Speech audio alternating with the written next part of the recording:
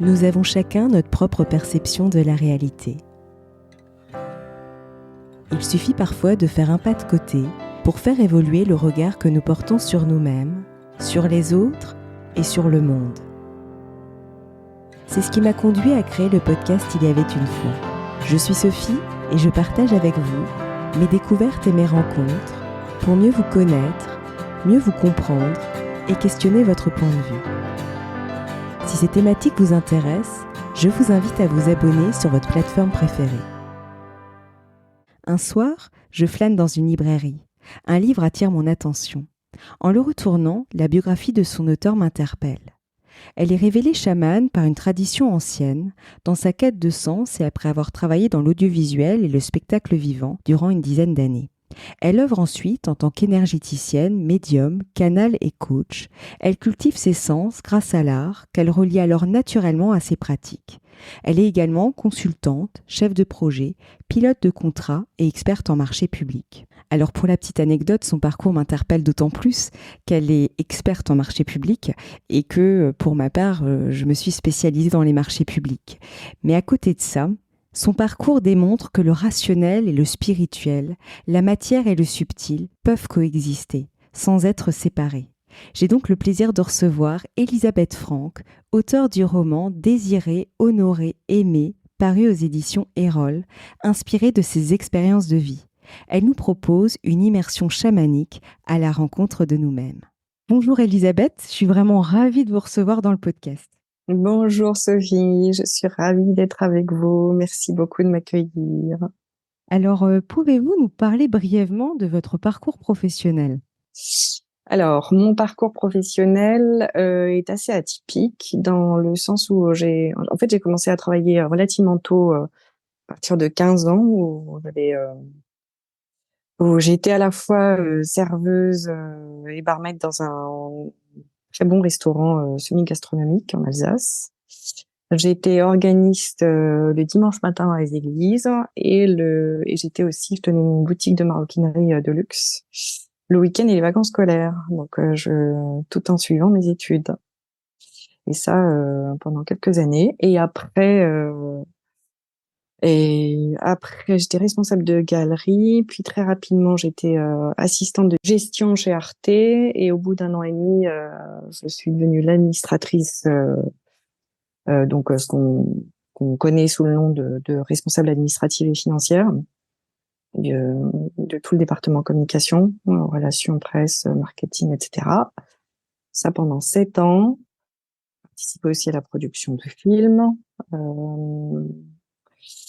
Un pied aussi un peu dans le théâtre, et puis ensuite j'ai quitté Strasbourg où était le siège d'Arte pour travailler pour un gros festival, le plus gros festival de jazz en France qui se trouve en région parisienne, et pour l'implanter dans un lieu avec une activité, une programmation à l'année. Et là j'étais à la fois DAF et co-directrice, et ça encore une fois pendant un cycle de 6-7 ans.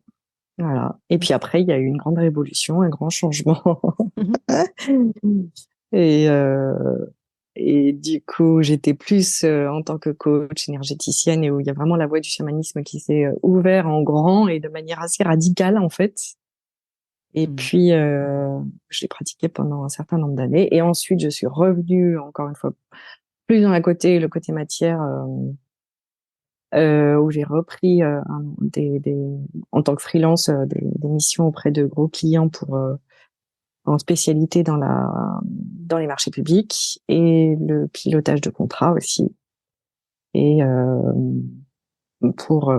oui, je pense qu'il y avait des choses que j'avais pas encore bien. J'étais pas encore très ancrée. Il fallait que comment dire. Euh, J'avais encore des choses à travailler sur moi. Et là, j'en suis à un équilibre maintenant où je me sens beaucoup mieux dans ma peau, et où je suis à la fois très heureuse de pratiquer, d'être dans la partie très concrète et les marchés publics et le pilotage de contrats. Puis il y a plein de choses qui me tentent, comme la formation aussi. Et puis de l'autre côté, d'avoir réouvert mes canaux, oui, en lien avec le chamanisme. Et grâce au livre aussi. Hmm. Et justement, qu'est-ce qui vous a amené au chamanisme? Alors, qu'est-ce qui m'a amené au chamanisme? Je ne connaissais pas du tout le chamanisme jusqu'à ce que, vers, je pense que c'est en 2006, 2007, je sais pas trop, je commençais à perdre un peu, je perdais le sens de la raison pour laquelle j'étais ici. J'ai eu une grosse crise existentielle et je ne voyais plus trop ce qui me donnait vraiment envie de faire. Et j'ai commencé à faire des rêves très particuliers, de plus en plus, comme si j'étais happée vraiment dans des univers, d'autres univers, mais que je connaissais pas très bien encore. Quand bien même, ça fait depuis mon enfance quand même il m'est régulièrement arrivé des choses particulières. Mais là, ça s'accentue, ça se révélait à nouveau très fortement. Et puis jusqu'à un jour où j'ai entendu une voix clairement qui m'a dit faut que tu sois initiée. Et un autre jour où une nuit, j'étais en train de m'endormir et là j'entends une voix de femme absolument magnifique, chaleureuse. Je m'en souviendrai toute ma vie, qui m'a dit je veux te rencontrer, je veux te rencontrer, je veux te rencontrer. Et du coup, je suis allée sur Internet parce que la chose que je connaissais, la pratique que je connaissais, c'était le Reiki. Et je vais sur Internet et je tombe sur une page d'une femme qui avait à la fois un versant Reiki et un versant chamanisme. Et là, je lis la partie sur le chamanisme. Et c'est une découverte, ça a été un appel, c'est comme si je rencontrais, je me dis, c'est ça, c'est exactement ça. Et à partir de ce moment-là, tout s'est imbriqué, tout est allé très, très, très vite. Et du coup, j'ai rencontré une chamane, j'ai été initiée pendant plusieurs années, notamment avec une plante d'Amazonie, qui est très connue, qui n'est pas autorisée en France, mais voilà. Et qui m'a rouvert les canaux de manière très directe aussi et qui m'a permis de me reconnecter vraiment à toute cette part et à tout cet univers que mon âme connaissait déjà très très très bien, mais que Hmm. voilà. Et du coup, qui m'a fait prendre aussi, où j'ai retrouvé aussi le sens et les raisons de tas de choses que je vivais depuis mon enfance et que je ne m'expliquais pas ou dont je n'osais pas parler et là qui vraiment prenaient toute leur dimension et trouvaient leur place. Mm. Et justement, qu'est-ce que c'est le chamanisme concrètement? Alors, le chamanisme, déjà, le chamanisme est un terme générique qu'on emploie beaucoup aujourd'hui, et ça dépend selon les régions, les pays. On pratique pas le chamanisme de la même manière, dans le sens où on n'utilise pas les mêmes vecteurs. Certains, ça va être le tambour ou les chants. D'autres, ça va être aussi avec les plantes. Euh, Comme l'ayahuasca par exemple, ou les champignons au Mexique, ou en Afrique aussi, il y en a, ou en France, on peut très bien travailler avec les diétés, la rose, ou le chêne, ou le bouleau. Et puis on a aussi les champignons et tout.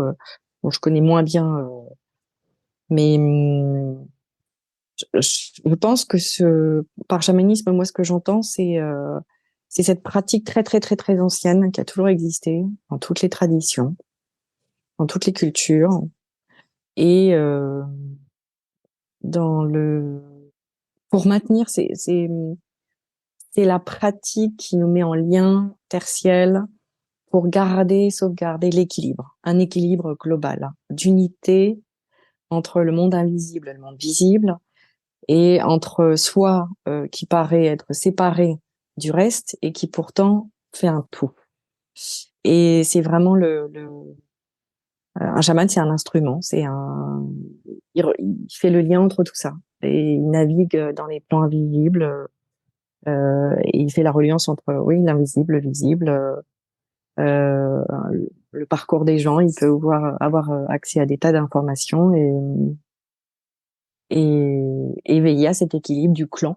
Et votre parcours, comme vous le disiez, est une belle illustration, je trouve en tout cas, de la possibilité d'allier des fonctions plus conventionnelles et des activités plus inhabituelles. Et justement, comment avez-vous appréhendé le regard des autres? Parce que ça doit pas toujours, enfin, ça doit pas être forcément facile. Moi-même, déjà moi, j'ai eu beaucoup de mal à accepter le fait que j'étais chamane parce que on choisit pas de l'être en fait. Mm. Soit on l'est, soit on est choisi par le monde des esprits. Et il s'avère que je l'étais de nombreuses vies antérieures entre guérisseuse, chamane. Et même quand j'ai travaillé avec l'ayahuasca, en fait, avec cette plante, j'ai retrouvé par là aussi des vies antérieures. Euh, mais pour moi, ça a été difficile pour moi, en fait, de l'accepter. Mm. Et c'est aujourd'hui, je pense, et grâce au livre, le fait d'avoir d'avoir écrit le livre et de mettre en lumière, c'est un peu comme un coming out à 50 ans. C'était déjà l'accepter moi. C'était pas chose facile parce que c'était une charge qui me paraissait très importante et un honneur que je comprenais pas qu'on me fasse cet honneur. Et ensuite, je pense que c'était plus simple le regard des personnes qui me connaissaient en tant que chamane et le fait que je puisse travailler dans un domaine plus concret. Il y avait un côté rassurant. Euh, et je pense que par le fait d'avoir écrit le livre, qu'il soit édité, euh, c'était ma manière à moi de montrer à l'autre versant, donc à mon côté plus rationnel et beaucoup plus concret, de dire aussi, bah voilà, je suis aussi un chaman. Hein. Et en fait, j'ai des retours assez incroyables de gens, du coup, qui me disent, ah, mais c'est fantastique, donc c'est possible. Et ça les rassure, ça les soulage. Et en fait, c'est comme si je devenais un espèce de modèle ou d'exemple Mm. que c'est possible. Et je trouve ça finalement, je trouve ça très gratifiant parce que en faisant ça, ça a été trouver mon équilibre à moi, Mhm. mais de constater que ça permet aux autres de trouver aussi leur équilibre, je trouve c'est juste un merveilleux cadeau. Et, Et c'est vrai que je rebondis sur ce que vous venez de dire. C'est exactement ce que je me suis dit en tombant par hasard sur votre ouvrage dans une librairie où justement votre parcours mm, m'a vraiment interpellée et j'ai trouvé ça hyper inspirant avant même de l'ouvrir parce que je me suis dit, mais c'est dingue, vous arrivez à allier les deux. Et quelque part, je trouve ça hyper rassurant aussi parce que souvent on peut se dire, on vit quand même dans une société, même si je partage pas forcément cette vision, mais très dualiste, c'est mm, noir ou blanc, c'est spirituel ou compartimenté. rationnel, c'est très compartimenté. Et du coup, Mm, quelque part, en voyant la petite bio sous le livre, je vois encore le lire et je me dis, mais c'est génial, c'est plein de compartiments autour d'une même personne. Et je me suis dit, mais c'est génial. Et c'est ça qui m'a donné envie justement de vous contacter. Et donc, ça ne m'étonne pas les retours qu'on vous a fait parce que c'est exactement la manière dont ça a résonné aussi chez moi. Et je me suis dit, c'est super inspirant. Puis ça veut dire aussi, c'est possible. oui, c'est ça. Et c'est tellement important parce qu'on n'est pas une seule chose. Oui, complètement. On a tellement de fréquences. On est un instrument. Donc, en tant qu'instrument, on a plusieurs cordes ou des tas de cordes. Mm. Pourquoi n'en choisir qu'une et pas une autre? Et Mm. pourquoi choisir tout court? Mm. Et quand on a des talents, on a. Et Aurore Chauchat, c'est une thérapeute que j'ai pas vue depuis longtemps, mais depuis plusieurs années, mais j'avais trouvé ça très beau ce qu'elle avait dit. On a nos compétences, on a nos talents, on a nos dons et on a notre génie. Mm. Et j'ai trouvé ça tellement juste. Et pour moi, le génie, en fait, c'est quand j'ai écrit mon livre où je me suis dit, parce que j'ai eu tellement un plaisir incroyable à écrire. Mm. Où pour moi, j'ai retrouvé vraiment une essence très profonde, une substance, quelque chose que j'ai vécu qui était au-delà de tout. Euh, c'est là où j'ai vraiment compris ce qu'elle a voulu dire. Et je pense qu'on est tous dans cette situation où effectivement on peut faire des tas de choses et plus on touche, plus on monte dans la gamme entre les compétences, les talents, les dons et les génies. Ne se fermer à rien, rester Mm. ouvert. Et parce que le but, c'est de pouvoir offrir aux autres, c'est se trouver soi. Mm. Et quand on trouve sa substance, quand on trouve ses cordes, les faire vibrer pour les offrir aux autres. C'est ce qui fait vibrer le monde. C'est ce qui va faire vibrer des personnes autour de nous. Mm. Et c'est là qu'on enrichit le monde. On s'enrichit soi et on enrichit le monde. Et c'est un win-to-win. Enfin, Ouais, c'est ça. c'est l'équilibre, l'épanouissement, l'accomplissement et voilà. Et du coup, je me disais par rapport à ce que vous disiez, finalement, ce qui a été du coup le plus dur, c'est de s'accepter, enfin, de vous accepter entre guillemets vous-même. Et du coup, j'en déduis, je me dis finalement, souvent on peut avoir peur du regard des autres, mais finalement, est-ce que c'est pas le chemin inverse, finalement, de se dire, bah en fait, je fais le chemin de me regarder moi tel que je suis et j'accepte Mm. finalement ce qui se présente à moi pour pouvoir après, ben finalement, on s'affranchit beaucoup plus facilement du regard des autres. Ah, C'est la chose mm. qui me venait. Oui, mais c'est complètement ça. Mais c'est tout le travail, tout le cheminement de ma vie, moi. Et D'accord. c'est le livre aussi. C'est ça, Mm. c'est accepter qu'on en soit en vie, s'autoriser à vivre.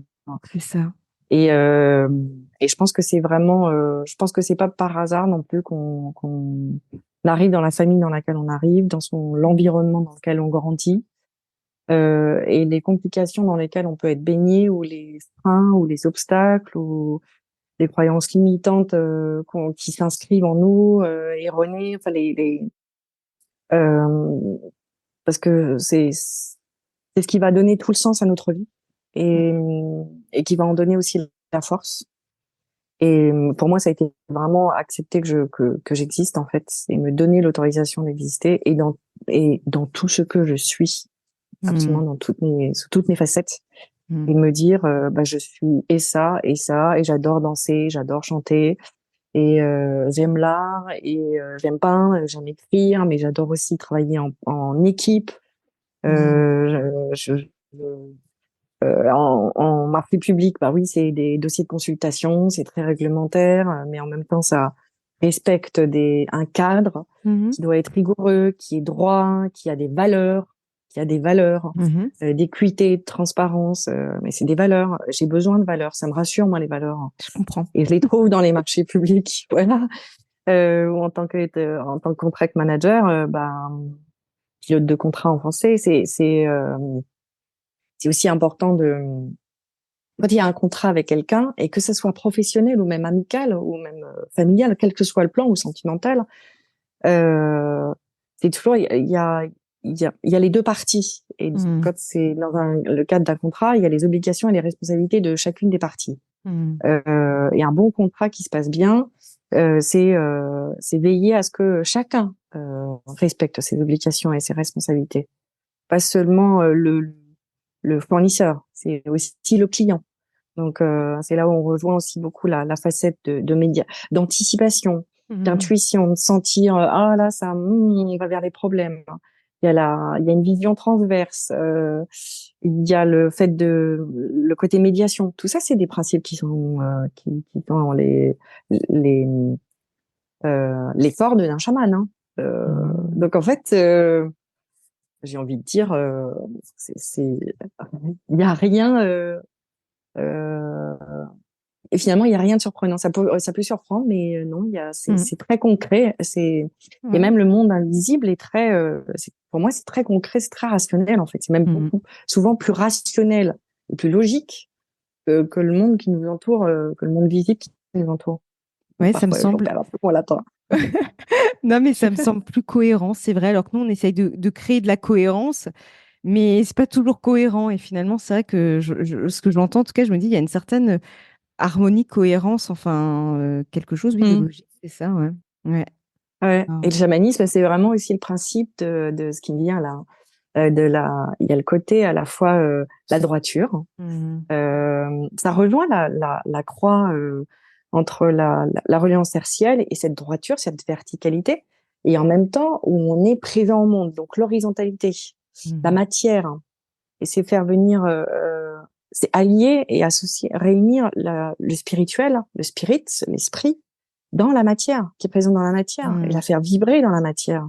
Mhm. Euh, et et on peut le faire chacune, à notre niveau, dans chaque chose qu'on fait, petite ou grande. Euh, c'est pas quelque chose qui est éloigné de nous.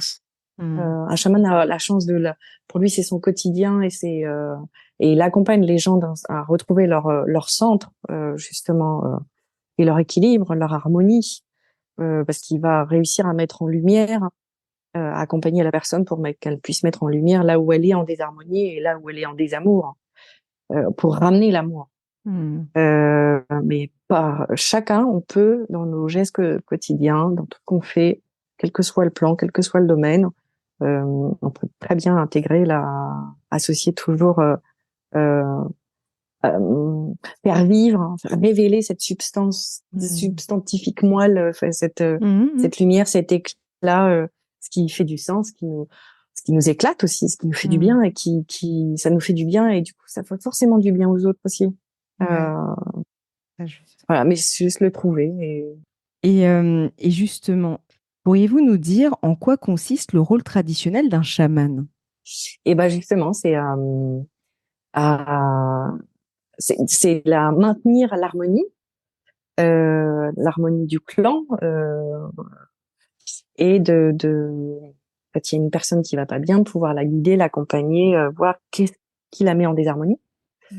Donc, dans ce parcours personnel, est-ce que c'est du personnel, du transpersonnel, du transgénérationnel, et aller éclairer l'accompagner dans son cheminement et aller déterrer, ce qu'il y a à déterrer, ce qu'il y a à voir et le blocage énergétique ou un événement, un trauma, ou chez nous, ça serait plus tout notre parcours d'enfance où on a pu sentir des formes de maltraitance ou d'injustice ou d'humiliation ou humiliation qui va générer par exemple beaucoup la dépendance, l'alcoolisme, souvent des gens qui te punissent parce qu'ils se sentent honteux et du coup honteux, souvent coupables et parce qu'on les a humiliés et ils vont perpétuer cette honte Mhm. euh, et donner une image donc qui va toujours nourrir cette honte. C'est ça. Et c'est aller mettre ça en lumière et, et comprendre ce qu'il y a derrière. Et parfois se rendre compte qu'en fait, soit c'était une perception en fait erronée, qui, qui, qui est pas celle qu'on croyait en réalité. Ça donne un angle de vue qui est différent. Et ça peut même montrer qu'en fait, souvent, très souvent, ouais, moi j'en pense du temps. Le problème, c'est pas nous. Enfin, il vient d'ailleurs et en fait, on s'est senti touché. On a pris quelque chose pour nous, surtout quand on est enfant, on prend tout pour soi. C'est quand même assez, il y a une forme d'égocentrisme, hein, de Complètement. narcissisme, mais qu'en fait, ça n'a rien à voir avec nous et ça nous permet de retrouver, de faire la part des choses et de se dire, ah, mais en fait, non, mais tout va bien et en fait, je suis aimée, il y a de l'amour. En réalité, il y avait de l'amour et c'est plutôt les adultes qui ont généralement pas réussi à gérer des choses et, euh, et dont on a une empreinte du coup énergétique avec une programmation Mhm. et voilà donc c'est aller déprogrammer reprogrammer autrement et montrer un autre aspect des choses et toujours dans cet aspect quand on met en lumière cette partie d'ombre partie qui est en souffrance tu te rends compte chaque fois que derrière il y a l'amour qui se cache en fait Mhm. et qu'en plus ce qu'on va décocher ça nous a apporté quelque chose. Mhm. Ça a été un allié et ça a été quelque chose, un principe qui a nourri une capacité justement, une sensibilité ou justement un talent aussi, et qui fait sens après, Mhm. et qu'on peut remercier aussi et Mhm. être davantage en paix. Et justement, comment devient-on chaman? Parce que tout le monde ne peut pas être chaman. Non, non, alors ça, non, on ne décide pas d'être chaman. Et d'ailleurs, ouais, je sais qu'il y a beaucoup de gens qui aimeraient l'être et à l'époque, je donnais beaucoup d'ateliers, beaucoup de stages. Et, euh, et je disais aux gens, les gens ne s'en rendent pas compte de ce que ça veut dire.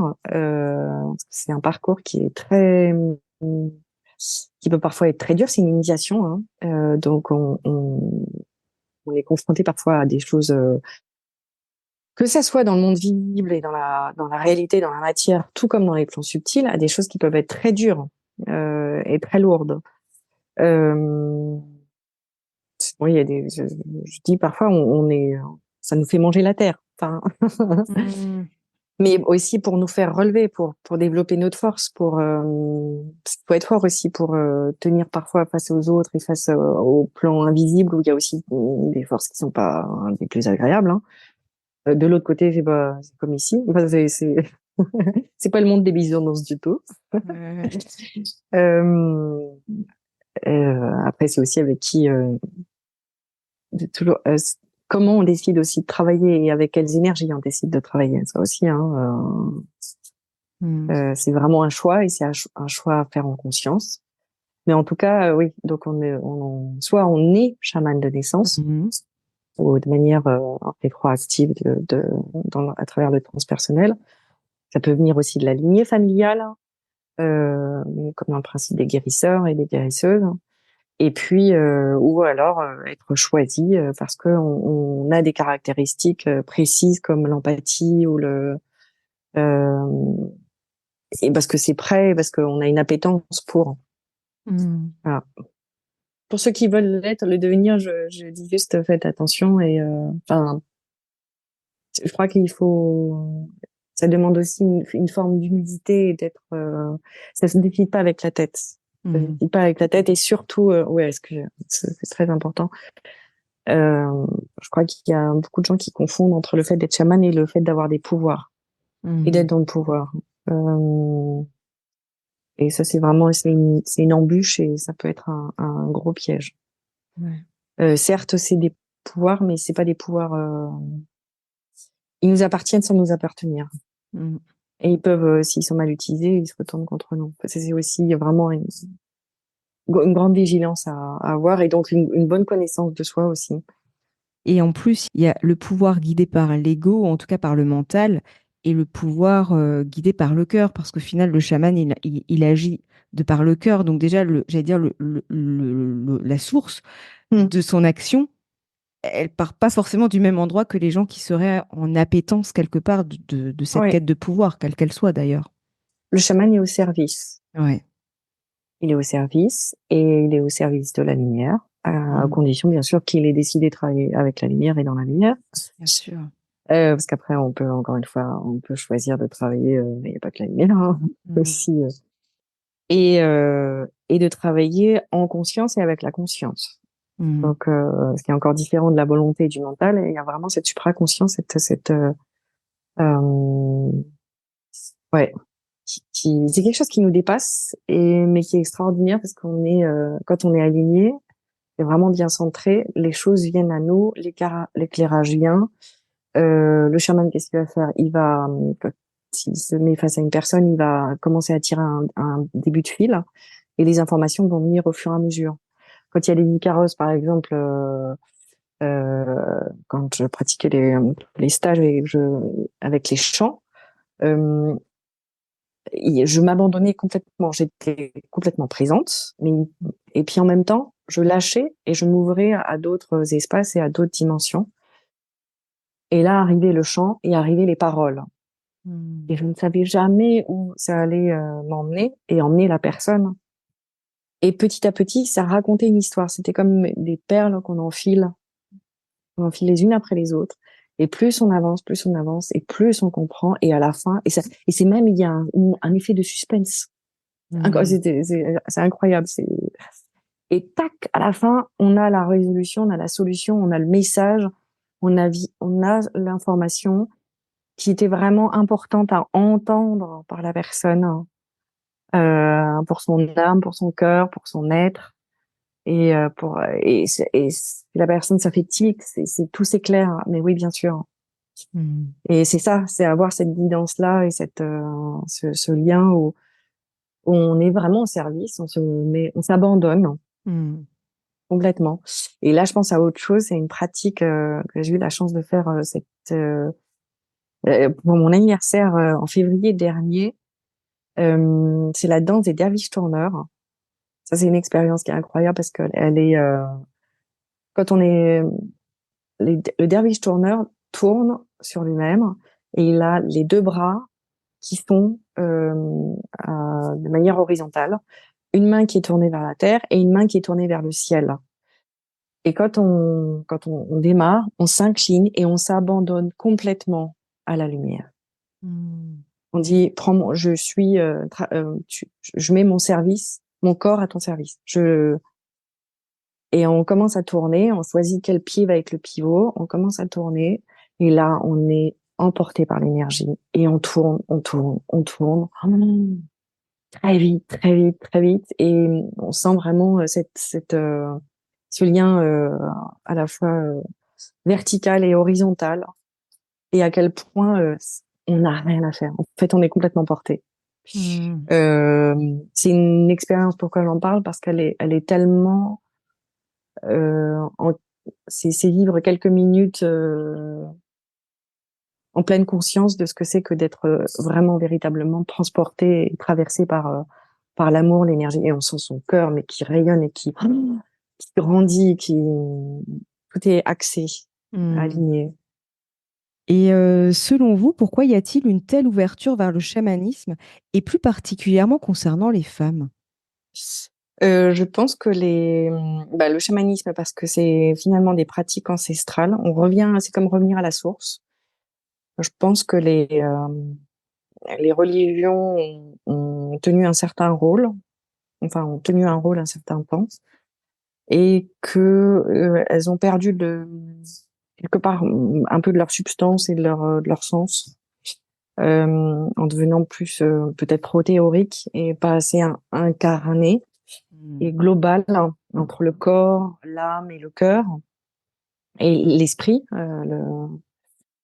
Et je pense que les gens en ont besoin de plus en plus.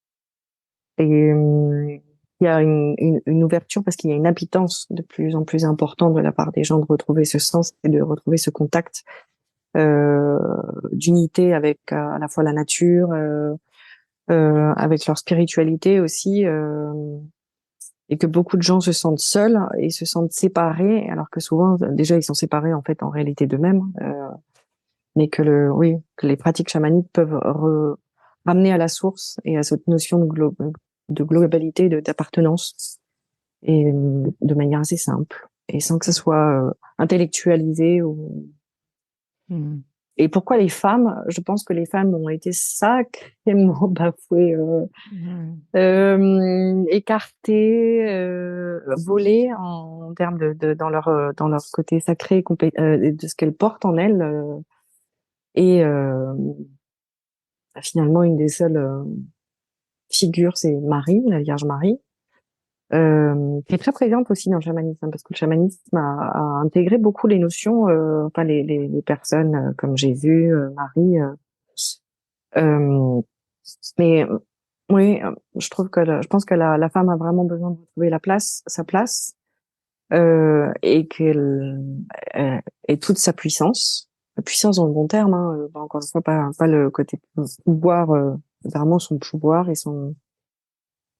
elle est très liée à la terre et elle reçoit l'énergie, elle enfante, elle nourrit, elle inspire, pour que l'action s'en suive et se manifeste. Et donc je pense que je sais pas si je l'ai dit dans mon livre, mais je crois bien parce que il y a des choses que j'ai enlevées du livre dans la version finale, mais euh, c'est la.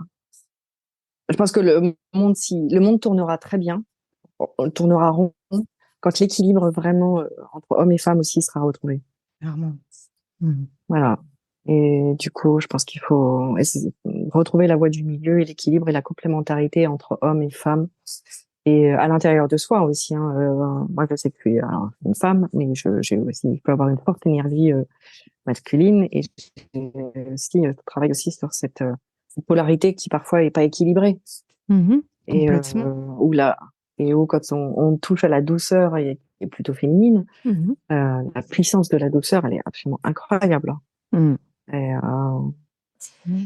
et ça, allié au côté masculin, justement, de la droiture, et Mmh. c'est fabuleux. Ça peut aller très loin. Et c'est vrai que il y a vraiment cet équilibre à trouver, effectivement, entre le masculin et le féminin qu'on porte déjà en nous, effectivement. Et en plus, je rebondirais Mm. par rapport à cet équilibre. C'est aussi quand il y aura plus cet équilibre qu'on essaye parfois de restaurer, mais par réaction. Il y a cette notion, et je rebondis par rapport à ce que vous Mm. disiez un peu plus haut j'allais dire dans le podcast avant, c'est le côté aussi, ce côté paix, en fait. Parce que c'est retrouver un équilibre, mais aussi avec ce sentiment de paix. Et pour ressentir la paix, ben, faut pas être en réaction. Donc, il y a encore des étapes à passer Mm. pour y arriver. C'est ça, Ouais. c'est complètement ça. Mm. Mm. Et plus on avance, et plus on rencontre justement cette paix, Mm. davantage de sérénité, et on incorpore son corps, Ouais, et on trouve le bassin, dans notre bassin, en fait. c'est C'est là ça. où on peut s'installer. Ouais. Et c'est là aussi toute notre créativité. Et pour la femme, le bassin est extrêmement important, mais c'est tellement ignoré. Mm. Et c'est là où réside une force et le hara, enfin, dans toutes les cultures. Mm. C'est là où se situe l'énergie primordiale. Mhm. Et de pouvoir vraiment s'y déposer, c'est là où on peut trouver vraiment la respiration aussi, le souffle. Mhm. Et alors qu'on est occidentaux, on est tellement plus dans le Complètement. pas suffoqué. Mm. Ouais. Ouais. Mais je salue aussi les hommes. Mm. De plus en plus d'hommes aussi s'ouvrent et se réouvrent. Euh, et je trouve ça très optimiste et je suis très optimiste en fait. Ouais. Euh, Partage votre point de mm. vue. Mm. Et quels sont les bienfaits que peut nous apporter le recours au chamanisme? Le bienfait, c'est retrouver. Se retrouver. Je pense que c'est vraiment, et c'est un peu, ça rejoint un peu le roman, le Mm. but du roman aussi. C'est, on on peut souffrir beaucoup de formes de manque. Il y a toujours quelque chose qui nous manque, une forme de nostalgie. Et en fait, ce dont on manque, c'est de soi. On a Mm. l'impression je crois que le pire fléau, euh, la pire souffrance, c'est la notion de séparation. Je pense que d'être incarné et d'être séparé de la source est une grande souffrance. Et je pense qu'on est là pour tout simplement retrouver cette unité et vraiment intégrer le fait qu'on n'est absolument pas séparés Mm. et qu'on ferme tous un tout multicolore, varié, riche, différent. Enfin, c'est comme un feu d'artifice qui a lieu tout le temps et qui tac tac tac tac tac.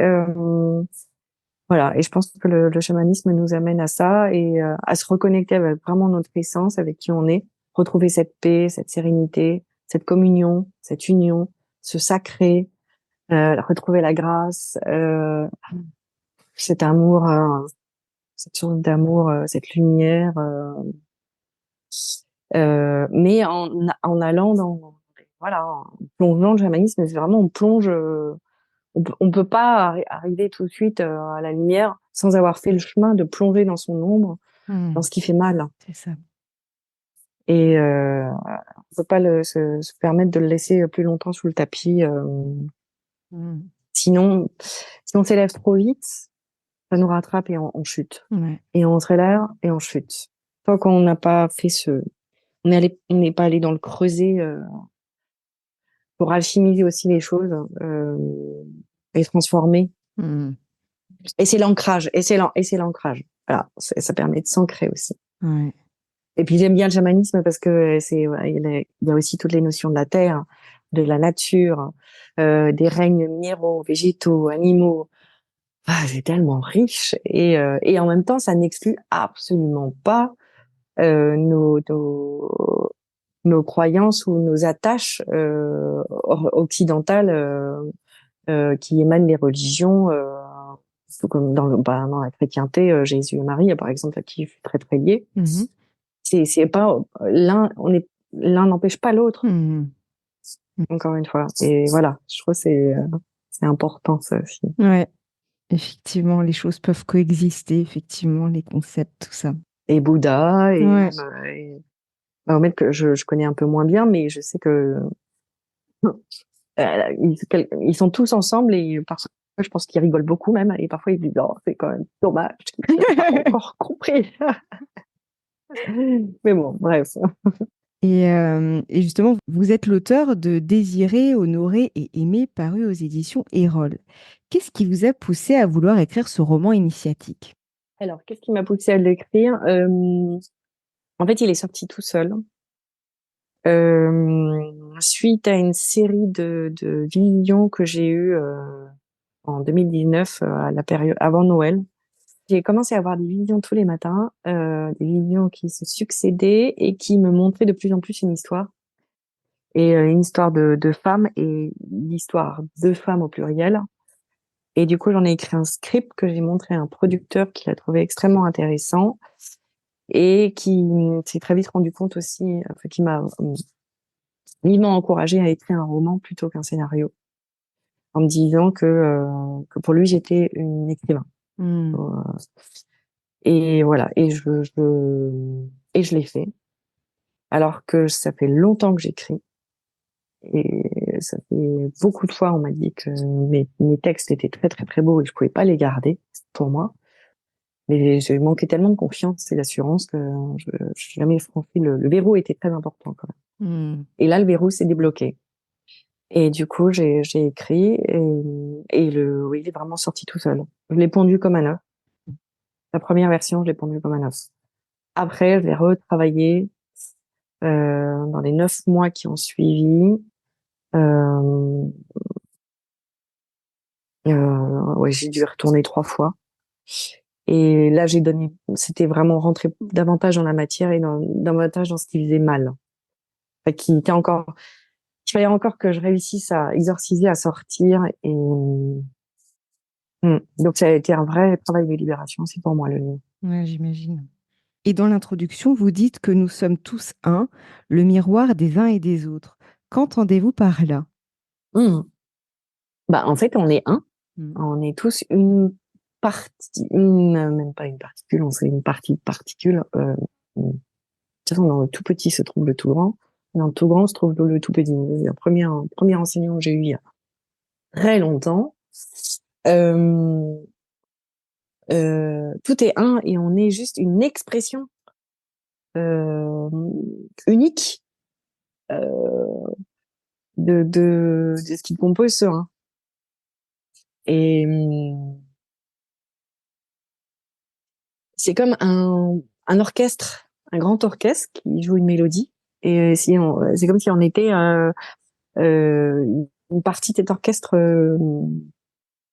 Mais au final, ça donne une mélodie harmonieuse. Et donc, quand je vois l'autre, que je lui reconnais, je le reconnais en moi. Hmm. Et ce que je ne lui reconnais pas, ou c'est là où je peux avoir du mal, des choses que je ne supporte pas, qui m'insupportent, sont aussi des choses.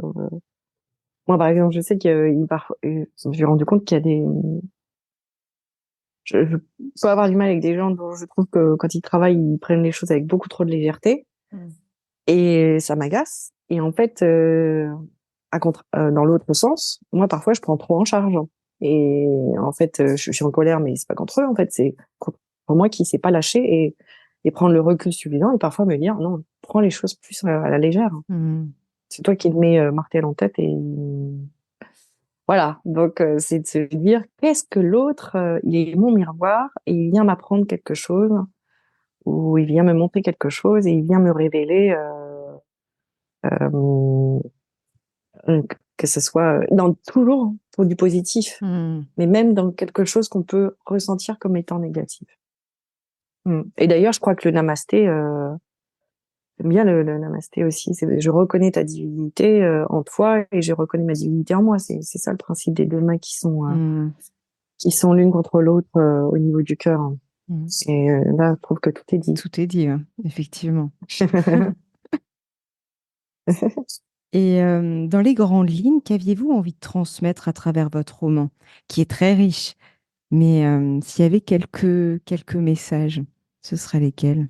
Grandir. Je pense que je pense que ce roman est là pour révéler notre lumière, pour retrouver notre lumière, pour grandir en conscience, pour se responsabiliser, sortir de la victimisation, du cercle vicieux, victime, bourreau, sauveur, euh, et nous réconcilier avec nous-mêmes et avec justement avec ce grand tout où il y a dans les parties du livre qui sont notamment les parties très poétiques et qui sont totalement canalisées, où il y a ce message constamment d'amour qui nous est donné. Et, et c'est le chemin, c'est un chemin que c'est pas une recette de cuisine. Il est tout sauf méthode, comme on en voit beaucoup.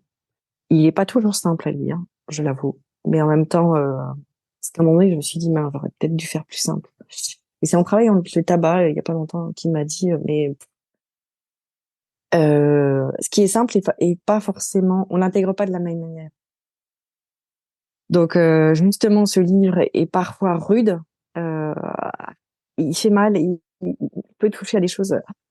C'est pas évident, mais justement, il permet d'aller loin, en profondeur, et de lever des choses, et de lever des tabous, et de lever de la confusion.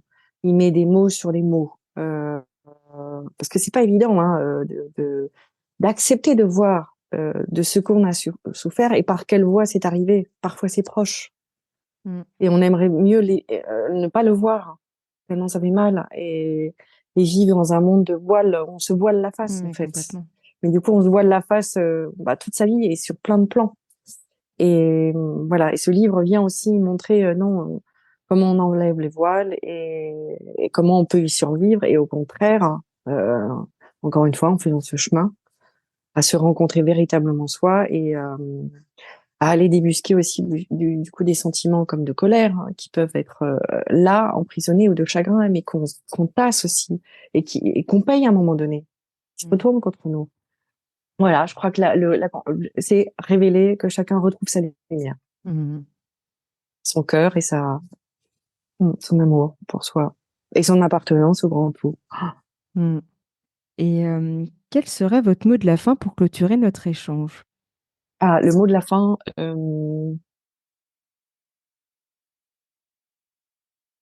Alors, il y a un grand silence là, mais le silence est très porteur. Que chacun trouve sa voix, à la fois sa voix, comme le livre. Je crois que le livre libère la voix, en fait, comme il m'a libéré moi. Trouver sa voix VOX et trouver sa voix VOIE, parce que c'est là que tout prend sens et on est dans l'œuvre collective alors. Et on n'est rien sans les autres. Mais il ne faut pas non plus s'oublier ni s'ignorer. Ça va dans les deux sens.